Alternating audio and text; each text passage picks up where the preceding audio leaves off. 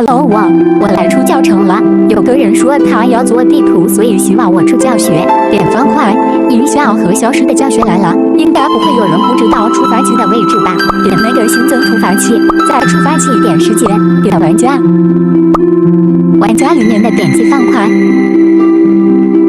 点条件，点那个方块，方块类型判断，点它。第一个方块类型选事件中的方块，第二你选自己要点的方块。我选蓝钻，点动作，往下翻找到音效，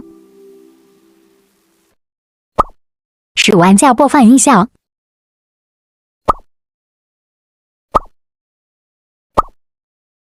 然后找自己要的音效。方块消失也是在动作，方块这两个都可以用哦。好了，拜拜。